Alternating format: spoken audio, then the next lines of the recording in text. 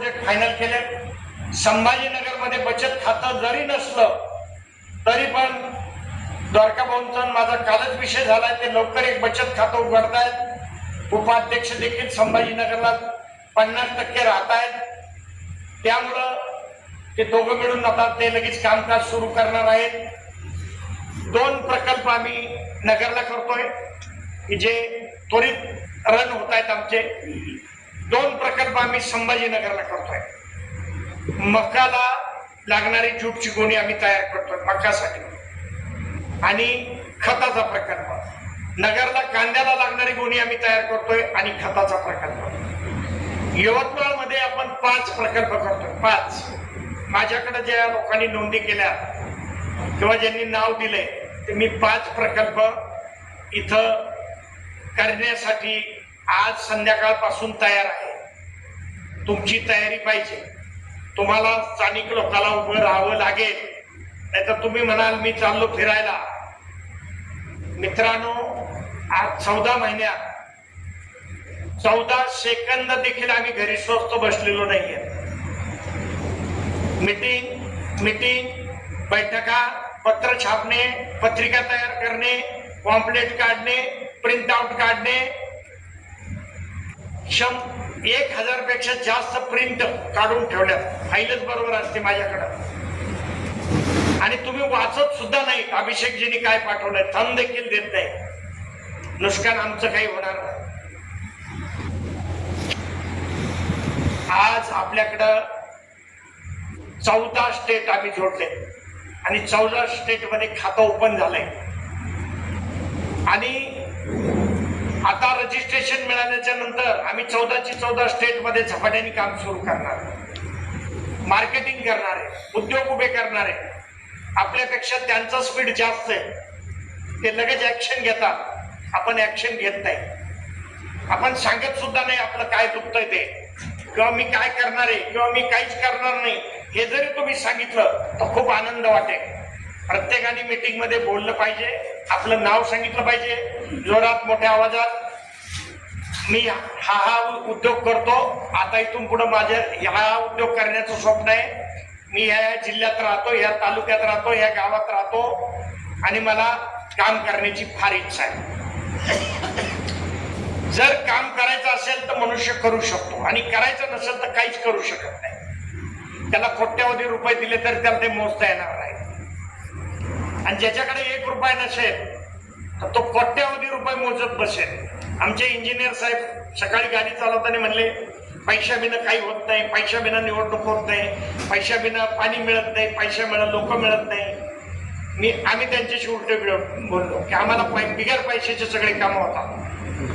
पैसा हे एक माध्यम आहे, पैसा हे क्षणिक वापरायचं साधन आहे, बंदुकीसारखं. आपण काय असे पैसे रस्त्याने फेकत चालत नाही.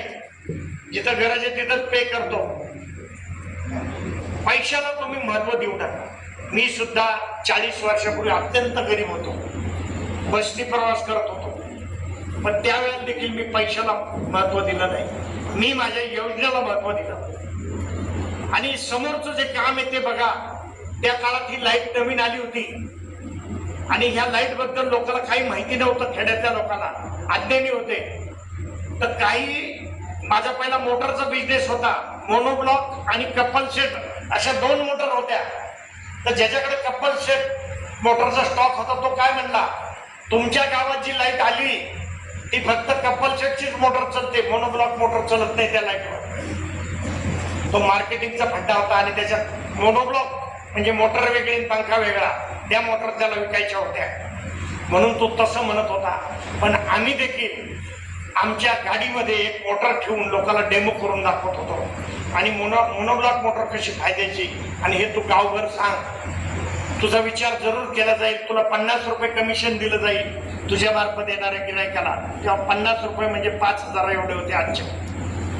मित्रांनो, तसंच काम आपल्याला करायचं. आज आपल्याकडं नंदीचा प्रकल्प आलाय वर्धा जिल्ह्यात, नंदी गोशाळा. प्रसन्न कुमार बमजीचा पहिला प्रकल्प तयार करायचा. देशातून लोकांची डिमांड आहे. तुमची आहे का नाही मला माहिती नाही, पण देशामधून 25 नावं माझ्याकडे आले की आमचे 50,000 रुपये घ्या आणि नंदी प्रकल्पासाठी तुम्ही लावा. चाऱ्याचे पैसे आम्ही दर महिन्याला तुम्हाला 1 तारखेला पाठवत जाऊ ऍडव्हान्स मध्ये. आणि गवळव गाईचा नंदी तुम्ही तयार करा आणि त्याचं मार्केटिंग देखील आम्ही करू. नंदी प्रकल्पाला आपण मंजुरी पण दिलेली आहे सेवककडून, नाव पण दिलेलं आहे. आणि तो 5 एकर किंवा 2.5 एकरवर आर्वी तालुक्यातच नंदीचा प्रकल्प उभा राहील. कारण तिथं आर्वी तालुका लॉक केलेला आहे, जिल्हा वर्धा केलेला आहे, विभागीय यवतमाळ केलेला आहे. त्यानंतर दुसरा जो प्रकल्प आहे तो आलेला आहे मला नांदेडचा. नांदेडमध्ये आपल्याला केळीच्या याच्यापासून बल्ब तयार करायचा आहे, धागा तयार करायचा आहे आणि फर्टिलायझर हा कॉमन प्रकल्प आहे. 50 टनाचा प्रकल्प तुम्ही कुठेही वाडी वस्तीवर तयार करा, तिथली तिथं तो तुमचा सेल होऊन जातो आणि त्याची मार्केटिंग करायची देखील जबाबदारी कोऑपरेटिव्ह घेणार आहे. त्यामुळं कोऑपरेटिव्हला धरून राहणं तुम्हाला फार गरजेचं आहे. तो प्रकल्प तुम्हाला आधी दाखवला जाईल.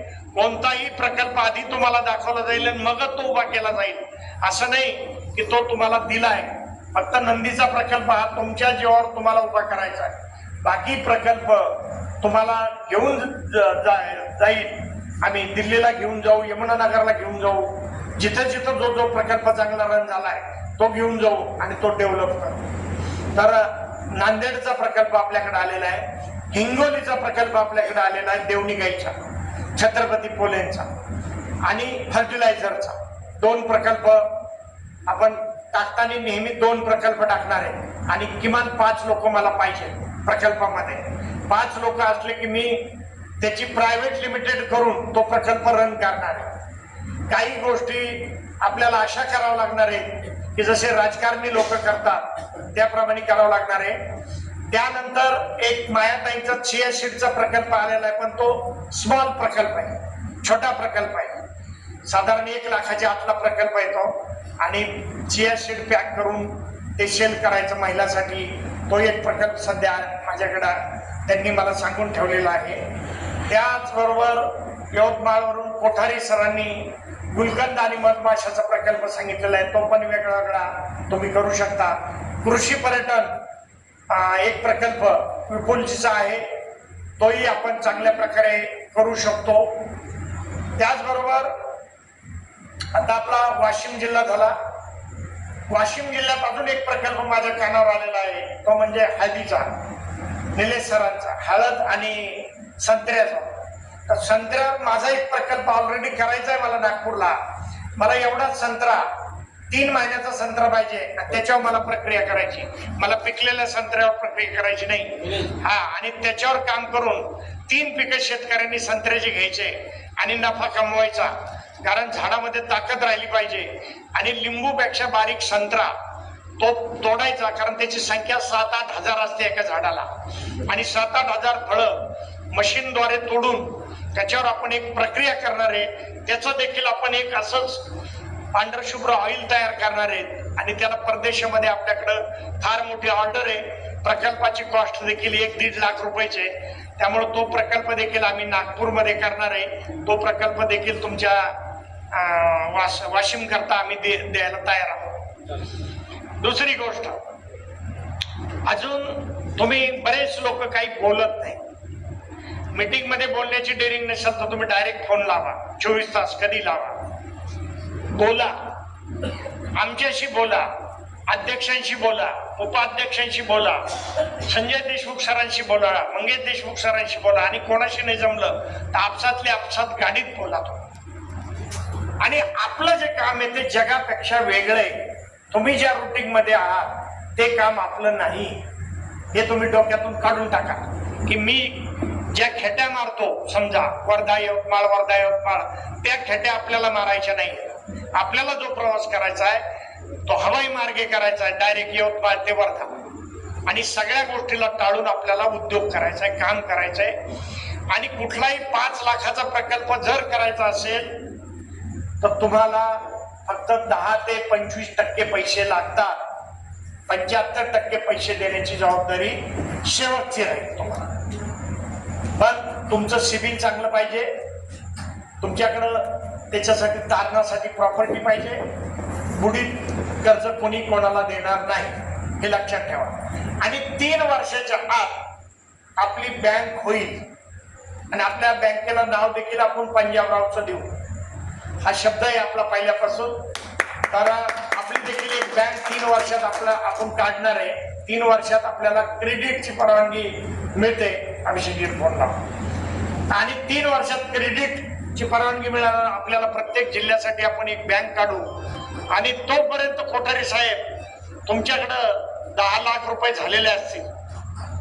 हे बघा, तुम्ही जेव्हा हे सगळं काम चालू करतात ना, तर विभागावाल्याला ऑटोमॅटिक पैसे येतात, जिल्ह्यावाल्याला ऑटोमॅटिक पैसे येतात, तालुक्यावाल्याला ऑटोमॅटिक पैसे येतात.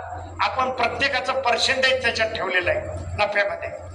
आणि म्हणून ती अमाऊंट आपल्याला मोठी दिसते आणि आपलं काम चांगलं होतं.